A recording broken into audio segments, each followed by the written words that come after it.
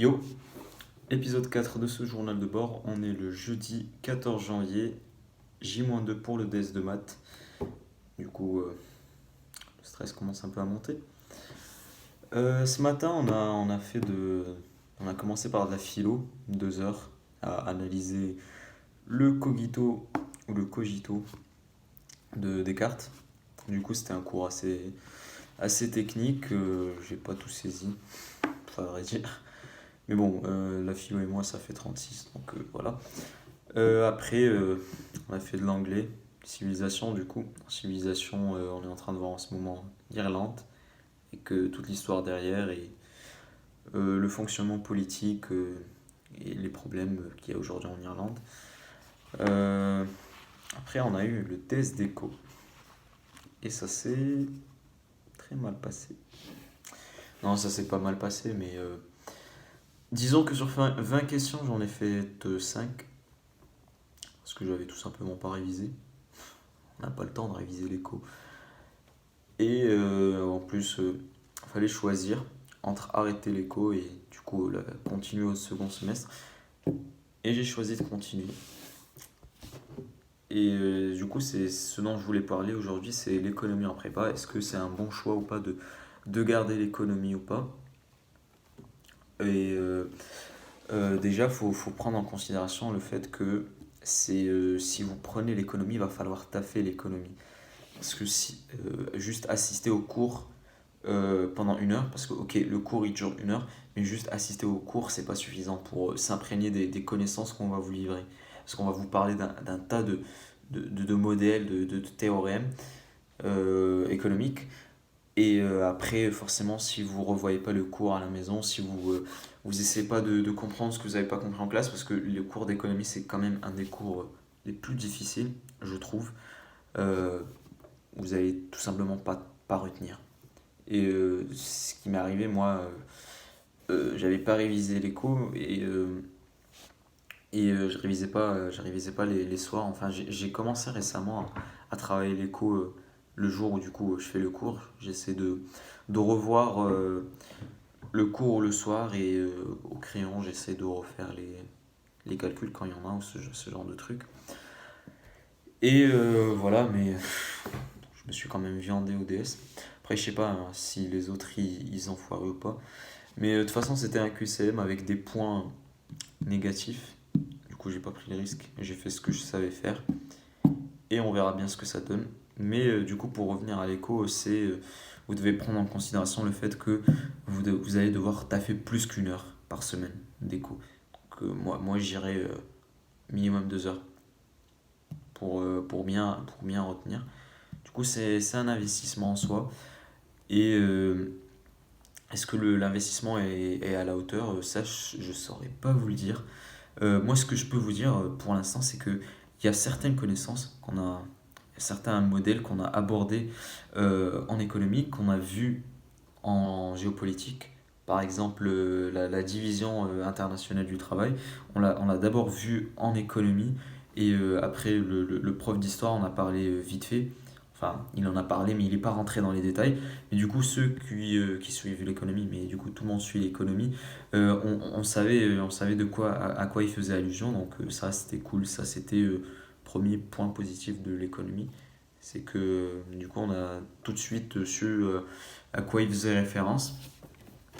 Et je sais pas si ça va tout le temps être comme ça, mais j'imagine que si ça reste comme ça, bah, c'est bénéfique en soi de faire de l'écho.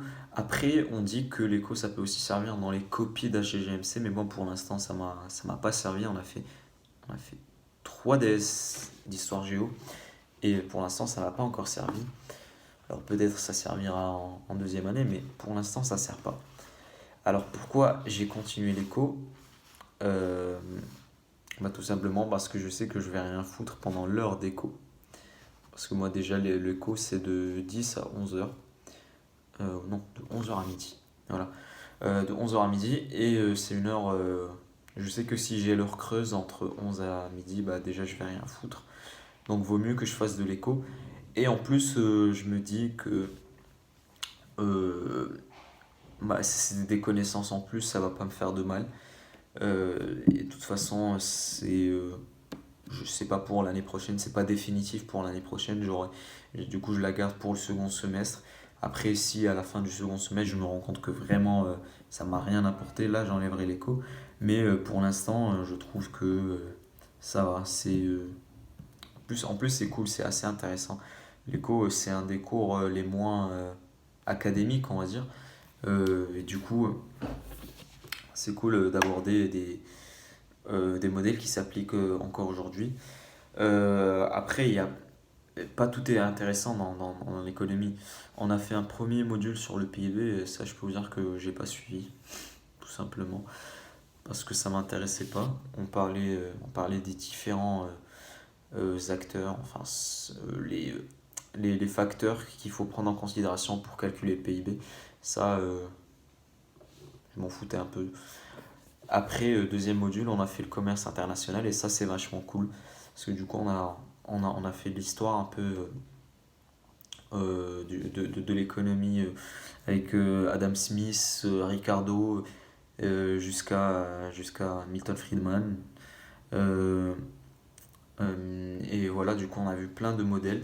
Après, il faut savoir qu'on rentre pas dans les détails. Donc, si vous voulez un vrai cours d'économie, c'est pas un ECS que vous allez faire de l'économie poussée. Mais ça peut déjà vous fournir quelques bases de réflexion et c'est plutôt cool. Et après, ça c'est mon ressenti après un semestre d'éco. Du coup, je peux pas vraiment trancher sur le fait que l'éco ça va vous servir ou pas, mais dans le doute, si vous arrivez à comprendre en éco, si ça vous saoule pas, bah, je vous conseille de rester. Après, franchement, si ça vous saoule, si à chaque fois vous vous surchauffez, parce que moi ça m'était arrivé ça euh, lors des premiers cours d'éco, je surchauffais vite fait parce qu'il y avait plein d'informations, il y avait des calculs, parce que le cours d'éco c'est quelque chose d'assez spécial. Je sais pas comment l'expliquer, mais euh, faut avoir les trucs en tête, faut bien visualiser. Et ça, c'est pas forcément quelque chose qui est inné. Je ferai peut-être une vidéo là-dessus. Mais là, ça commence à aller mieux en éco déjà pour moi. Sur les derniers cours, j'ai réussi à suivre. Mais bref, franchement, si ça vous saoule l'éco, arrêtez. Voilà. Et si vous sentez que vous pouvez dépenser cette heure d'éco vous pouvez faire des maths à la place, allez-y, faites des maths, hein. De toute façon, vous le savez, les maths, ça rapporte plus. Après, si, euh, si vous voulez continuer, allez-y, franchement, vous perdez rien. Enfin, peut-être 1 ou 2 heures en prenant en compte le travail personnel. Mais moi, je pense que c'est un investissement qui peut apporter ses fruits à long terme. Alors, bien sûr, ça va pas faire une grande différence. Je pense pas que sur une copie de concours, ça va changer la donne, mais ça pourrait être sympa de bien aborder un sujet, si c'est un sujet économique, ne pas faire de contresens ou enfin, comprendre le sujet, quoi. Je pense que l'économie, c'est surtout un outil qui va vous aider à comprendre le sujet. Après, bon, j'ai fait qu'un semestre d'éco, donc je pense que je reviendrai là-dessus. Mais du coup, voilà, c'était tout pour l'économie, en tout cas durant le premier semestre de prépa. Si vous avez des questions là-dessus, si vous voulez que je fasse une vidéo plus complète sur l'économie, je la ferai si vous voulez. Euh, on est toujours à 2 abonnés. Ça serait pas mal qu'il y en ait un troisième qui s'abonne. D'ailleurs, vous vérifierez, j'ai mis une petite photo de profil, littéralement.